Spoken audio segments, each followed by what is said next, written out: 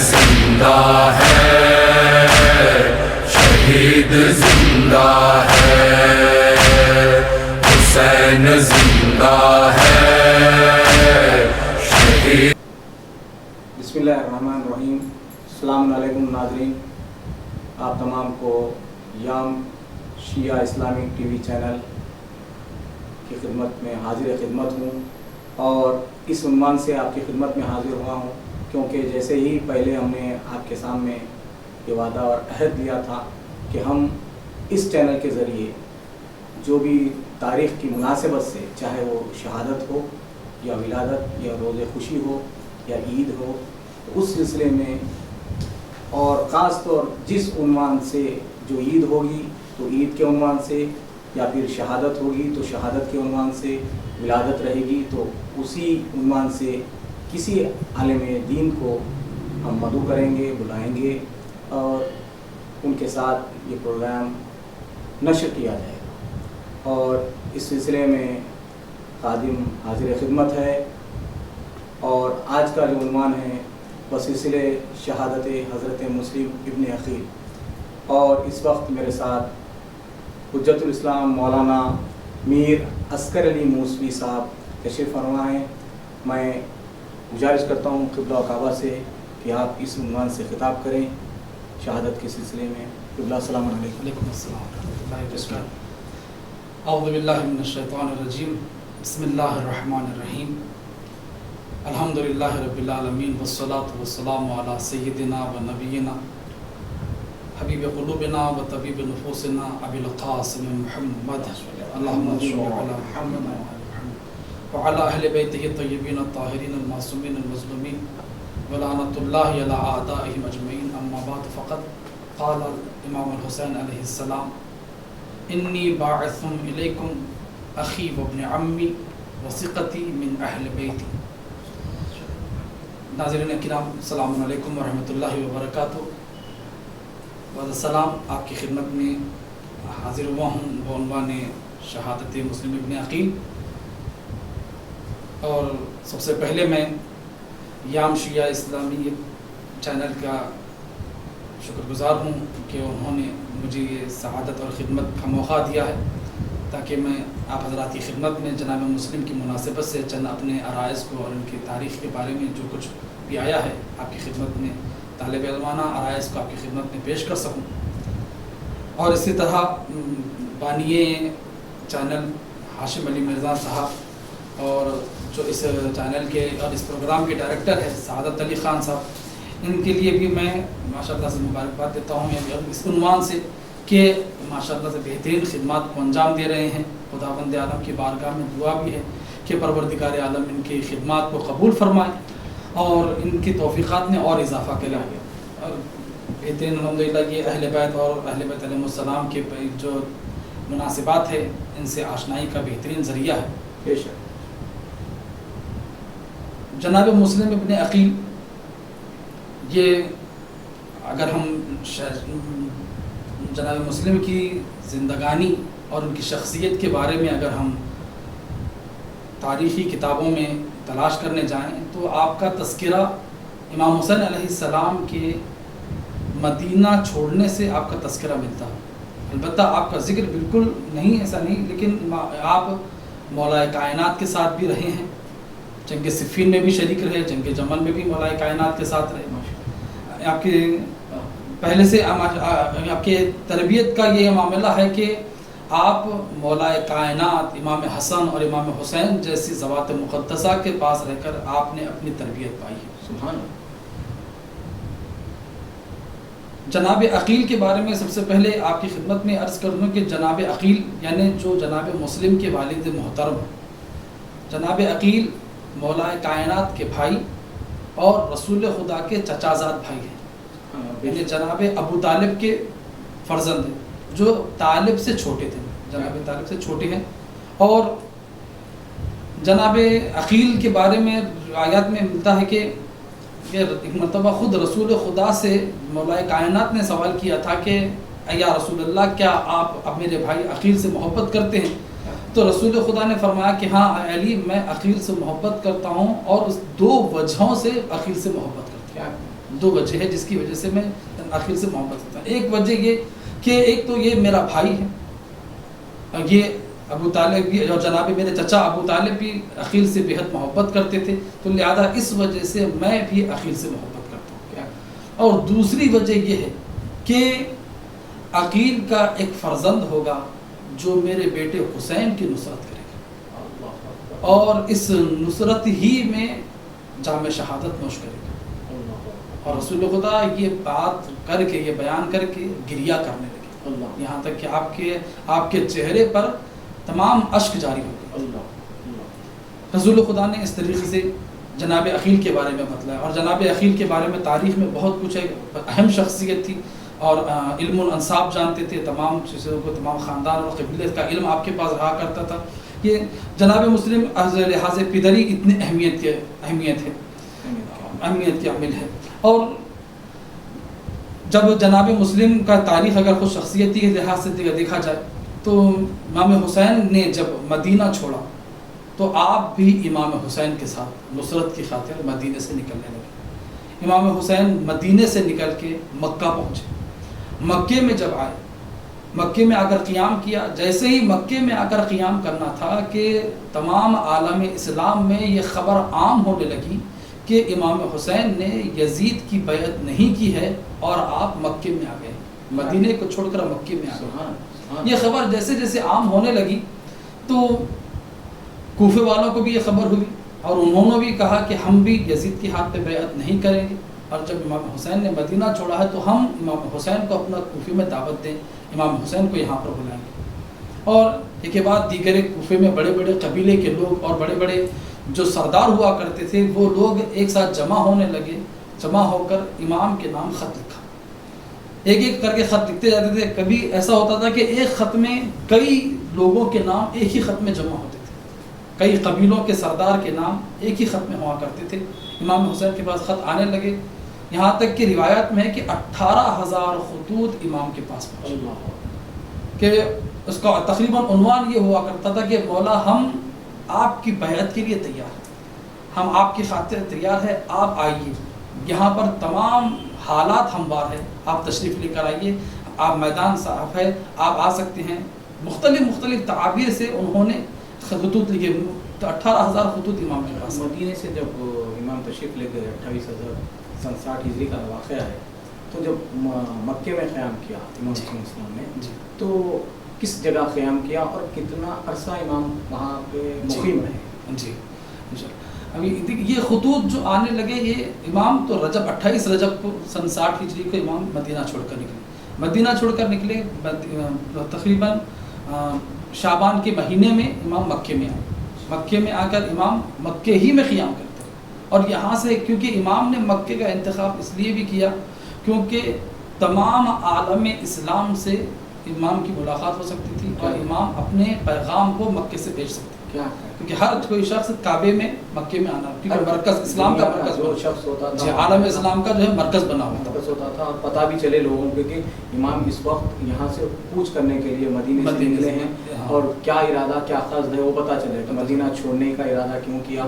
تو یہ تمام تفصیلات تمام دنیا تک پہلے یہ بھی ایک پیغام تھا, کیونکہ لوگوں کو سوال پیدا ہو کہ آخر مولا نے مدینہ کیوں چھوڑا اور مکے میں کیوں آگے کیوں آئے, متوجہ جو بھی دیکھتا اور وہاں سے پھر امام کا پیغام پہنچتا تاکہ حق اور باطل کیا ہے سامنے آ جائے.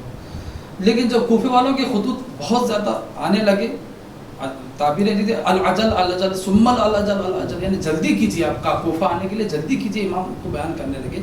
جب یہ بیان کرنے لگے تو امام نے جناب مسلم ابن عقیل کو بلایا اور یہ خطوط کا ایک خط کا جواب لکھا, اور خط میں یہ لکھا کہ میں تمہارے خطوط دیکھ چکا ہوں, میں پہلے اپنے بھائی مسلم ابن عقیل کو تمہارے پاس کوفہ بھیج رہا ہوں. یہ کوفے میں آئیں گے اور کوفے میں آنے کے بعد یہ کوفے کے حالات دیکھیں گے, اور جیسے کوفے کے حالات ہوں, جیسے وہ مجھے اطلاع دیں گے, اسی حساب سے میں عمل کروں گا. اگر تم پر بھروسہ ہوگا, اگر وہ. اور امام نے عجیب, جناب مسلم کے لیے عجیب تعبیریں استعمال کی ہیں, جو واقعاً یہ جو امام نے جو جناب مسلم کے لیے جو تعبیر بیان کرتے ہیں, اتنے کمال پر جانے کے لیے بڑی ریاضتوں کی ضرورت ہے, بہت ریاضتوں کی ضرورت ہے. امام کے محبت کرے. اور خود امام یہ فرما رہے ہیں، اور امام ظاہری رشتوں کو نہیں دیکھتے. بے شک امام یہ فرمایا انی باعث الیکم اخی. اللہ امام نے کہا کہ میں تمہارے پاس میرے بھائی کو بھیج رہا ہوں. اللہ یعنی بھائی کا لفظ اپنے لیے. پھر بعد میں حالانکہ چچا زاد بھائی تھے، نسبی سگے بھائی سے نسبی اولاد میں سے نہیں تھے، لیکن چچا زاد بھائی تھے، لیکن امام پہلے اخی کہا. جناب مسلم کے لیے اخی کا لفظ استعمال کیا کہ اخی. پھر اس کے بعد کہا وہ اپنے امی، میرے چچا زاد بھائی کو، میرے چچا زاد بھائی کو میں تمہارے پاس بھیج رہا ہوں. یہ اس کے بعد یہ اہم نقطہ یہاں پر، اور یہ فرمایا کہ وہ ثقتی، یہ وہ مسلم ہے جس پر میرا اعتماد ہے، میں بھروسہ کرتا ہوں. من اہل بیت، میرے اہل بیت میں میرا ثقہ ہے. میرا ثقہ. آپ غور کریں کہ جو خود ثقت اللہ ہے، امام حسین کی ذات خود ثقت اللہ ہے. بے شک امام حسین کی ذات خود ثقت اللہ ہے، اور ثقت اللہ ہو کر امام خود ثقت اللہ ہو کر اپنے بھائی کو جناب مسلم کو ثقتی کہہ رہے ہیں. ثقتی بیان فرما رہے ہیں، بے شک ثقتی بیان فرماتے جا رہے ہیں. یہ امام نے اس طریقے سے یہ بیان کیا. امام یہ بیان فرما رہے ہیں ثقتی کا میں تمہارے پاس بھیج رہا ہوں، اور مسلم جیسے بھی حالات ہے. اور جناب مسلم مکے سے نکل رہے ہیں 15 رمضان المبارک سن 60 ہجری. 15 رمضان کو سن 60 ہجری 15 رمضان المبارک کو امام جناب مسلم نے مکہ چھوڑا ہے. اور وہاں سے جناب مسلم مکے سے مدینے میں آنے کے بعد رسول خدا کے روضے پر گئے، وہاں نماز پڑھی. نماز پڑھنے کے بعد پھر وہاں سے 2 جو کوفے کا راستہ جانتے تھے ان لوگوں کو لیا، اور جناب مسلم کے ساتھ بھی اور جناب صورت خزائی بھی تھے. یہ تمام چیزیں تھیں، اور بھی 2 اصحاب تھے. جناب مسلم مدینے سے پھر کوفے کی طرف نکلے. لیکن یہ اتنا کٹھن سفر تھا، اتنا مشکل سفر تھا کہ جناب مسلم پیاس، کیونکہ پانی کا کوئی انتظام نہیں، پیاس سے بلبلا رہے تھے. آپ سختی کا اندازہ اس سے ہوتا ہے کہ جن لوگوں کو راستے کی رہنمائی کے لیے جناب مسلم لے کر چلے تھے، پیاس سے تڑپ کر راستے ہی میں وہ لوگ ختم. اتنی سختی کا سفر تھا. جو لوگ راستہ بتانے کے لیے جو چلے تھے وہ راستے ہی میں ختم ہو گئے. یہاں جناب مسلم اکیلے پھر کوفے کی طرف چل پڑے. یہاں تک کہ جب جناب مسلم کوفے میں پہنچے، بڑی مشکلات اور مصیبتوں سے یہ صعوبت کا سفر طے کرتے ہوئے جب کوفہ پہنچتے ہیں جناب مسلم، تو جناب مختار کے پاس پہنچے. جناب مختار کے پاس سب سے پہلے جناب مختار کے گھر آپ نے قیام کیا، اور اولین ساتھ دینے والوں میں جناب مسلم کے جناب مختار، ہانی ابن عروہ، حبیب ابن مظاہر، اور بھی کئی ایسے بہت سے قبیلے کے جو اہل بیت کے چاہنے والے تھے، ان لوگوں نے جناب مسلم کا ساتھ دیا بہت سا. تو یہ حبیب ابن مظاہر کا جو واقعہ ہمیں یہ ملتا ہے تاریخ میں کہ امام حسین علیہ السلام نے جو چند خطوط لکھے تھے، اس سلسلے میں جو ایک خط جناب حبیب ابن مظاہر کو بھی پہنچا ہے. جی، تو اسی سلسلے کا، تب جیسے آپ کہہ رہے ہیں کہ امام فرما رہے ہیں مسلم کے ساتھ حبیب ابن مظاہر تھے، یہ گوشہ ہے. دوسرا والا گوشہ یہ ہے کہ تیسرا نے مسلم جو محمد اور ابراہیم تھے، جناب مسلم کے 2 فرزند، وہ بھی ساتھ ہمراہ تھے. جی، تو ان کا کچھ ذکر. جی، حبیب ابن مظاہر پہلے تو جب جناب مسلم جب کوفہ پہنچے تو جناب حبیب ابن مظاہر کوفے ہی میں تھے. اور جو پہلا خط امام حسین علیہ السلام کو پہنچا، ان میں سے 5 یا 6 جو قبیلے کے سرداروں نے اپنا نام لکھا تھا، ان میں جناب حبیب ابن مظاہر کا بھی نام تھا. حبیب ابن مظاہر کا بھی نام اس پہلے خط میں موجود تھا، پہلے خط میں تھا. اور دوسرا سوال یہ کہ جناب مسلم اپنے فرزندوں کو لے کر گئے تھے یا نہیں گئے تھے، اس میں 2 طریقے کی روایت ہے. ایک روایت یہ ہے کہ جناب مسلم جب مکے سے مدینہ آئے تو مدینے سے جب پھر دوبارہ کوفے کی طرف جا رہے تھے تو اپنے بچوں کو مدینے سے ساتھ لے کر چلے، مدینے سے لے کر نکلے اور مدینے سے پھر کوفہ گئے. وہ مصیبتیں برداشت کرتے ہوئے جو کوفہ پہنچے بچوں کے ساتھ بھی تھے. ایک روایت یہ بیان کرتی ہے جناب بسران مسلم کے متعلق کہ نہیں، بسران مسلم اپنی والدہ کے ساتھ رہے، کربلا کے میدان میں تھے، اور جو کربلا میں جو مظالم اور جو مصیبات ہوئے انہوں نے وہ تمام مصیبتوں کو دیکھا. اہل حرم کے ساتھ جب اہل حرم کا قافلہ بعد واقعہ عاشورہ، اہل حرم کا قافلہ جب کوفہ پہنچا تو یہ لوگ اسیروں کے ساتھ اسیر ہو کے آئے تھے، اسیروں کے ساتھ بچھڑ گئے. ایک روایت ہی ہے، لیکن زیادہ تر مشہور جو روایت ہے اور جو ہمارے یہاں جو پڑھی جاتی ہے کہ مشہور اور مستند ہمارے علماء نے جس کو بیان کیا ہے، بیان فرمایا ہے، ان میں یہی ہے کہ جناب مسلم کے ساتھ آپ کے دونوں ہمراہ تھے. جناب مسلم ہی کے ہمراہ تھے کہ ساتھ میں آئے تھے. اور اس کے بعد جناب مسلم پھر جناب مسلم کے سرانہ مسلم کا پھر ایک الگ تاریخ ہے جناب مسلم کے ساتھ. اب آئندہ جو تاریخ آنے والی ہے جی ہاں 22 ذی الحجہ انشاءاللہ اس دن پروگرام نشر کیا جائے گا. وہ تفصیلی صرف میں سراحت یہ کرنا چاہ رہا تھا کہ ساتھ یہاں سے جب سفر چل رہا تھا تو یہ باپ کے ہمراہ تھے جی والد دونوں طریقے سے. تو یہ تو تمام چیزیں آپ نے تفصیلیں بتا دی. اب یہاں پہ کوفے میں جب آپ کا داخلہ ہوا جناب مختار کے پاس آپ کا قیام رہا اس کے بعد کی تفصیلات بیان جی اب یہ جناب مسلم کے حالات رہے. اب کوفہ ایک عجیب مقام بن چکا تھا بڑا, کیونکہ اندرونی حالات ایسے ہو گئے تھے ایسا لگ رہا تھا کہ جیسے خانہ جنگی شروع ہو جائے گی, کیونکہ لوگ نعمان ابن بشیر جو اس وقت میں بنی امیہ کا حاکم بنا ہوا تھا کوفے کا بنی امیہ کی طرف سے, وہ بالکل کمزور ہو چکا تھا تو اس کے لوگ نہیں مان رہے تھے, یہاں تک کہ لوگ اس کے پیچھے نماز پڑھنا چھوڑ چکے تھے. حد یہ ہے کہ جب تک نعمان ابن بشیر مسجد میں ہوتا تھا تو بہت سے لوگ اہل بیت کے چاہنے والے خصوصاً مسجد میں داخل بھی نہیں, مسجد کوفہ میں داخل نہیں ہوتے تھے کیونکہ نعمان ابن بشیر مسجد میں ہیں. یہ نعمان ابن بشیر کا جو تذکرہ کر رہے ہیں تو یہ قافلہ جب رہا ہوا تھا اسی نام کا شخص قافلے کے ساتھ ساتھ چل رہا تھا جو تشریح کر رہا تھا کہ قافلہ لوٹ گیا, یہ تمام جو آپ واقعات میں سنتے ہیں. وہ بشیر یہ غالطہ نہ ہو جائے اس لیے میں سراحت چاہ رہا ہوں کیونکہ لوگ یہ سمجھیں کہ وہ بھی بشیر کا ہم نام لیتے ہیں جب قافلہ واپس ہو رہا ہے تو یہ الگ بشیر ہے, یہ حکومت کی جانب سے تھا, حاکم تھے, خانواد اہل بیت سے محبت رکھتا تھا, محبت کے تعلق سے شاعر تھے, بہت بڑے شاعر تھے اور خود ان کے والد بھی شاعر تھے جنہوں نے اہل یثرب مدینے والوں مدینہ رہنے کے قابل نہ رہا جو بیان کیا وہ الگ شخصیت ہے. یہ نعمان ابن بشیر کوفے کا حاکم تھا, تو یہ اس کی شخصیت بالکل کوفے میں مجروح ہو چکی تھی, کوفے والے مان نہیں رہے تھے اس کی باتیں کچھ میں, اور امام حسین کو کوفے والے دعوت دے چکے تھے. لیکن سیاسی لحاظ سے بہت برے حالات تھے, سیاسی لحاظ سے سیاست بہت حالات خراب تھے. تو لہذا وہاں پر یہ ہوا کہ جناب مسلم آئے اور اس کے بعد لوگ جیسے جیسے اطلاع ہونے لگی کہ سفیر امام حسین کوفے میں آ چکے ہیں اور جناب مختار کے گھر میں, جناب مختار سے پھر ہانی ابن عروہ کے گھر میں گئے, کیونکہ جناب مختار اور حبیب بن ظاہر کے متعلق یہ بھی ملتا ہے کہ جب جناب مسلم آئے اور جناب مسلم کی ہاتھ پہ بیعت کر چکے تو آپ اور لشکر کو اکٹھا کرنے کے لیے جناب حبیب, جناب مختار, یہ لوگ کوفے کے اطراف کے جو قبیلے تھے ان کو جمع کرنے کے لیے چلے گئے. اس لہٰذا جناب مختار کے گھر چھوڑ کر جناب ہانی کے گھر میں جناب مسلم آئے. یہ کوفے میں یہ سب اندرونی جب گڑبڑیاں چلنے لگی حکومتی لحاظ سے تو نعمان ایک مرتبہ مسجد میں آ کر یہ خطبہ دینے لگا کہ یہ حکومت کے خلاف کیوں کھڑے ہو رہے ہو, خون ریزی مت کرو, یہ حالات کو خراب مت کرو, بھائی چارگی اور اتحاد کو ختم مت کرو, اس طریقے سے بیان دینے لگا. تو مسجد کوفہ میں ایک شخص اٹھا اور ایک شخص اٹھ کے کہا کہ اے نعمان تو یہ سست آدمی کی طرح تقریر کیا کر رہا ہے. انہوں نے کہا کہ میں خون نہیں بہانا چاہتا, تو یہ سست آدمی کی طرح کیوں کہہ رہا. تو یہاں تک کہ اس نے حاکم شام یزید کو خط لکھ کے جناب مسلم کے کوفے میں ہونے کی اطلاع دی تھی اور کہہ دیا کہ جناب مسلم کوفے میں آ گئے ہیں اور کوفے میں آ کر جنگ کی تیاری کر رہے ہیں اور جناب امام حسین کو بھی کوفہ آنے کی دعوت دی گئی ہے اور حسین بھی کوفے کی طرف روانہ.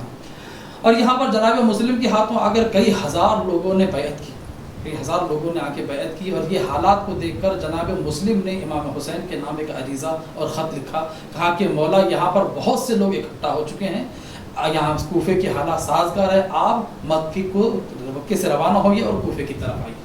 جناب مسلم نے یہ امام علیہ السلام کو خط لکھا. لیکن جیسے ہی یزید کو اس طرف یزید کو خبر ہوئی کہ جناب مسلم آئے ہوئے ہیں تو اس نے اپنے باپ کے ایک غلام سے یہ مشورہ کیا کہ کیا کیا جائے, کوفے کے حالات ایسے ہیں. تو اس نے کہا کہ نعمان کو گورنر سے ہٹاؤ اور ابن زیاد کو گورنر نہیں دے, ابن زیاد کو گورنر دے, اس کو معذور کر دیا. اور اس وقت ابن زیاد بصرے کا گورنر تھا, بصرے کا حاکم تھا. کہا کہ بصرے کو اور کوفے کو دونوں کو ابن زیاد کے تحت رکھا جائے, لیکن پہلے ابن زیاد سے یہ کہا جائے کہ بصرے کو ترک کرے اور بصرے کو ترک کر کے فوراً کوفہ آئے, کوفے کے حالات کو صحیح کیا جائے. تو لہٰذا فوراً یزید نے ابن زیاد کے نام میں خط لکھا اور کہا کہ کوفے کے ایسے حالات ہے, مسلم آ چکے ہیں, جو بھی فتنہ وہاں پر ہو رہا ہے اس فتنے کو جلد سے جلد ختم کیا جائے. لہذا ابن زیاد اپنا بھیس بدل کر, کیونکہ دیکھیے کوفے کے لوگوں کے ذہن میں یہ تھا کہ ہم امام حسین کو بلا چکے اور امام حسین آ رہے ہیں، تو لہٰذا ابن زیاد نے کالا امامہ پہن کر اور اپنا چہرہ چھپا کر کوفے میں داخل ہوئے۔ تو زیادہ تر لوگ یہی سمجھ رہے تھے کہ امام حسین آئے، کوئی پہچان نہیں رہا تھا۔ یہاں روایت میں یہاں تک بھی دکھا ہے کہ بہت سے لوگ امام حسین سمجھ کر ابن زیاد کو سلام کر رہے تھے، ابن زیاد کو سلام کرتے رہتے تھے، اور وہ تصور یہ کر رہے تھے کہ امام حسین، یہاں تک کہ جب دارالامارہ کے پاس، کوفے کے دارالامارہ کے پاس بہت سا مجمع اکٹھا ہو گیا، سب یہی سمجھ، اب آپس میں چیمیں گویاں ہونے لگی کہ یہ ابن زیاد ہے، بعض نے کہا کہ نہیں امام حسین ہے۔ تو بہت دارالامارہ کا دروازہ نہیں کھولا جا رہا تھا، نعمان دارالامارہ کے دروازے کو نہیں کھول رہا تھا کہ شاید امام حسین ہو اور دارالامارہ پر قبضہ کر لیں۔ وہ یہی سمجھ کے یہاں تک کہ ابن زیاد خود آگے بڑھا اور نعمان سے کہا کہ میں، اور وہ اس کے لیے دروازہ کروایا، دروازہ کھولا گیا، دروازہ کھولا گیا۔ تو دروازہ جب کھولا گیا، جب ابن زیاد جب اندر گیا اور جانے کے بعد اس نے یزید کا خط بتلایا، کہا کہ تمہیں یہاں سے اس حکمیت سے معزول کیا جا رہا ہے اور تم ختم ہو گئے، اور مجھے یہاں پر تمام چیزیں رکھی جائے گی۔ اور اس کے بعد وہ مسجد کوفہ میں آتا ہے ابن زیاد آ کر بڑی دردناک اور لوگوں کو ڈرانے کی تقریر کرنے لگا۔ تقریر کرتے ہوئے اس نے کہا کہ میں کسی کو نہیں چھوڑوں، یہاں تک کہ اگر مرد ہوں گے تو جتنے مرد ہوں گے تمام مردوں کو ختم کر دوں گا، اگر کہیں اور بھاگ جائیں گے تو ان کو پکڑ کے ختم کر دوں گا، قتل کر دوں گا، اور ان کے جتنے اموال رہیں گے سب اموال حکومت کے لیے حلال ہو جائیں گے۔ کس وجہ سے کہہ رہا تھا کہ کوئی امام حسین کا ساتھ نہیں، کیونکہ یہ لوگ یہ دیکھ چکا تھا کہ جناب مسلم کے ہاتھ بیعت کر چکے، اس کی خبر مل چکی تھی کہ جناب مسلم کے ہاتھوں پہ بیعت کر لی ہے لوگ، اس وجہ سے، ہاں اس وجہ سے، تاکہ مسلم جناب مسلم کا کوئی ساتھ نہ دے اور حکومت کے خلاف نہ ہو، اس وجہ سے یہ کہہ کے وہ بڑھنے لگا۔ پھر تقریر کیا، کہا کہ گھر ہم اگر کوئی چلا جائے گا تو اس کا گھر بھی گھر میں حکومت لے لے گی۔ یہ تمام باتیں کرنے کے بعد وہ گھر گیا، اپنے دارالامارہ گیا اور اپنے غلام معقل کو 3000 درہم دیتا ہے۔ 3000 درہم دینے کے بعد اس نے کہا کہ جاؤ جاسوس بن کر بخشے جاؤ۔ یہ گیا، یہ مسجد کوفہ میں آ کر معقل مسجد کوفہ آیا اور ہانی ابن عروہ سے آہستہ آہستہ قریب ہو گیا، اور وہ یہ کہتا تھا کہ میں شام سے آیا ہوں اور میں نے سنا ہے کہ مسلم جناب امام حسین کے سفیر مسلم یہاں آئے ہوئے ہیں، میں اہل بیت کی مدد کرنا چاہتا ہوں۔ اور اس نے وہ 3000 جو درہم تھے وہ کہا کہ یہ جنگ کے کاموں میں اور تمام جو بھی کام ہے اس کام کی مدد کے لیے میں یہاں پر نذرانہ پیش کرتا ہوں۔ جناب ہانی نے کہا کہ ابھی رکے رہو، کیونکہ اس نے ظاہر منافقت کی، اس نے ظاہر میں بہت اچھا نیک آدمی بن رہا تھا۔ تو جناب ہانی ابن عروہ اس کی باتوں میں آ گئے اور اس کو کچھ دنوں تک رکھا، یہاں تک کہ جناب مسلم سے ملاقات کرنے کے لیے لے کر گئے۔ جناب مسلم سے ملاقات کو جب لے کر گئے، مجھ سے ملاقات ہوئی، جناب مسلم نے بھی اس سے باتیں کی، لیکن یہ یہاں سے جناب مسلم کو دیکھ چکا اور جب یقین کر چکا کہ اتنے لوگ جناب مسلم کے اطراف میں اکٹھا ہوئے، اتنے قبیلے کے سردار، یہ سب لوگ جب آ رہے ہیں، تو وہ جا کر ابن زیاد کو خبر دیتا ہے۔ ابن زیاد نے بھی جناب مسلم سے ملنے کے لیے یا خبر کو معلوم کرنے کے لیے وہ بھی یہ چاہتا تھا کہ جناب ہانی ابن عروہ کے گھر میں آئے۔ تو جناب ہانی کے ایک ساتھی ابن عاور تھے، وہ اس وقت میں مریض تھے اور جناب ہانی کے مہمان بنے ہوئے تھے۔ اس نے یہ چاہ لگی کہ میں ابن عاور کی عیادت کے لیے آنا چاہ رہا ہوں۔ تو ابن عاور نے بھی کہا کہ ٹھیک ہے، اگر ابن زیاد یہاں پر آ رہا ہے، جناب مسلم سے ابن عاور نے فرمایا کہ ابن زیاد یہاں آ رہا ہے، ہم ایسے کرتے ہیں کہ جیسے ہی ہمیں موقع ملے گا ابن زیاد کا کام تمام کر دیں گے، قتل کر دیں گے، ابن زیاد کا کام تمام کر دیں گے۔ آپ کسی ایک گوشے میں چھپ جائیے، یہاں تک کہ وہ وقت آیا ابن زیاد جناب ہانی ابن عروہ کے گھر میں آتا۔ اس کے بعد جیسے ہی آیا، عیادت کرنے لگا، تو ابن عاور نے پانی منگوایا، کہا کہ میرے لیے پانی لاؤ، یعنی یہ ایک طریقے کا اشارہ تھا کہ تم آگے ابن زیاد کا کام تمام کر دو، ختم کر دو، اسے قتل کر دو۔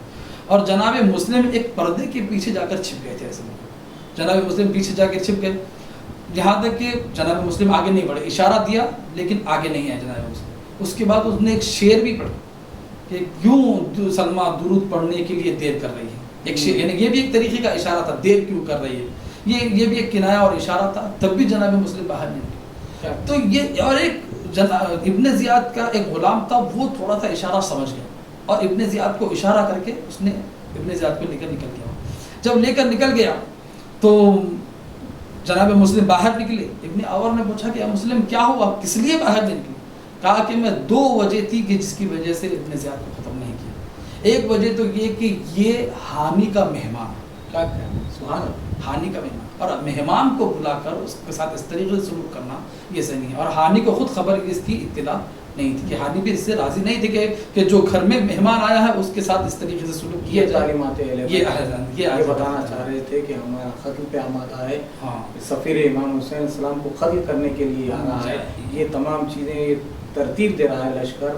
اور منافق کو بھی آپ نے موقع دیا، دشمن جو بھی تھا دشمن کو بھی موقع دے کے کہا کہ ہم مہمان کو کبھی قتل نہیں کریں. یہ تعلیمات سرور کائنات ہے، ہمارے اسلام کی یہی تعلیمات ہے. یہ بتانا اور یہ تعلیم اصل تعلیم یعنی مقصد کربلا اور مقصد امام حسین کو یہاں سے یعنی عملی مقصد بتلایا کہ یہ ہمارا مقصد ہے. اور دوسری بات یہ بتایا کہ ایک اور مجھے رسول خدا کا فرمان یاد ہے کہ کبھی بھی مومن کسی کو دھوکے سے قتل نہیں کرتا. کیا کہیں رسول خدا نے فرمایا ہاں کہ مومن جو ہوتا ہے کہ کبھی بھی کسی کو دھوکے سے قتل نہیں کرتا. اگر میں کسی کو ماروں گا تو مقابلہ کرتے ہوئے ختم کیا کروں. کہیں سبحان اللہ. تو جناب مسلم نے یہ کہا. پھر جیسے ہی جب ابن زیاد کو خبر ہو گئی تو اب وہ قبیلے کے لوگوں کو سرداروں کو بلانے لگا اور جس کو جس طریقے سے بھی ہو سکتا تھا جناب مسلم کا ساتھ دینے کے لیے روکنے لگا. جب روکنے لگا کسی کو ڈرا کر، کسی کو قتل کی دھمکی دی، کسی کو اس نے لالچ دی، جس کو جس طریقے کی فطرت ہوتی تھی اس فطرت کے اعتبار سے اس نے یہاں تک کیا. اور اس کے بعد جناب حانی کو بلوا بھیجا. جناب حانی کو دربار میں بلوایا اور جناب حانی کو بلا کر ابن زیاد نے کہا کہ اے حانی تم اپنے گھر میں سفیر حسین کو جگہ امان دیے ہوئے ہو. جناب حانی نے پلٹا کر جواب دیا کہ اے ابن زیاد تو گناہ کرنا چھوڑ دے اور کوفہ چھوڑ کے تو اپنی جگہ چلا جائے. تو گناہ مت کر، تو شراب نوشی مت کر. اس کو سمجھانے لگے. کہا کہ یہاں سے چلا جائے، یہ امام حسین کی جگہ ہے، یہاں امام حسین آ کے رہیں گے. تو اس نے چھڑی اٹھائی اور جناب حانی جو بہت ضعیف تھے، کافی ضعیف تھے جناب حانی، تو چھڑی اٹھائی. چھڑی اٹھا کر جناب حانی کے گالوں پر اتنی چھڑی ماری کہ جناب حانی کے رخسار کا گوشت چھڑی کو لگ کے نکلنے لگا. اللہ، اتنا اس نے مار. اور اس کے بعد ابن زیاد نے حکم دیا کہ جناب حانی کو زندان میں قید کر لیا جائے. جناب حانی کو قید کر لیا گیا. اور جب جیسے ہی جناب مسلم ابن عقیل کو یہ خبر ہوئی کہ جناب حانی کو قید کر لیا گیا ہے تو وہ جناب مسلم نے اپنا لشکر تیار کرنا شروع کیا کہ جناب حانی کو دار الامارات چھوڑایا جائے گا. اور لشکر تیار کرنے لگے. لشکر تیار ہوتے رہا. جیسے جیسے لشکر تیار ہونے لگا تو ابن زیاد کی مکاریاں بہت کام آنے لگی. اس نے محمد ابن اشعث کو تیار کیا. کہا کہ جاؤ جا کر لشکر میں جا کر پھوٹ ڈال دو. پھوٹ ڈالنے لگے، تمام چیزوں کو بہکانے لگے، تمام چیزیں ہونے لگی. یہاں تک کہ جب آگے ہونے لگے، جب ہر ایک کوئی جناب مسلم کا ساتھ چھوڑ کے جانے لگے، یہاں تک کہ سب ساتھ جناب مسلم تنہا اکیلے ہو گئے، تنہا ہو چکے. جناب مسلم عقیل اس کے دروازے، اس کے دیوار پر سہارا لے کر ٹھہرے ہوئے. تو طوعان نے کہا کہ اے بھائی، آپ شہر کے حالات کو دیکھ رہے ہیں کہ شہر کے حالات صحیح نہیں ہیں، آپ یہاں سے چلے جائیے. جناب مسلم نے پانی کو طلب کیا. کہا کہ کیا آپ مجھے تھوڑا پانی پلا سکتی ہیں؟ تو ایک طوعان نے ایک کاسے میں پانی لے کر آیا اور جناب مسلم کو دیا. جناب مسلم پانی پی کر وہیں پر رکے رہے. تو طوعان نے کہا کہ آپ یہاں سے چلے جائیے. تو ایک مرتبہ جناب مسلم نے سر کو اٹھا کر یہ کہا کہ جس کا کوئی نہ ہو، گھر موجود نہ ہو، جو غریب ہو، وہ کہاں پر جائے گا. یہاں تک کہ طوعان نے کہا کہ آپ کون ہیں؟ تو جناب مسلم نے کہا کہ میں علی کا بھتیجا مسلم ابن عقیل ہوں.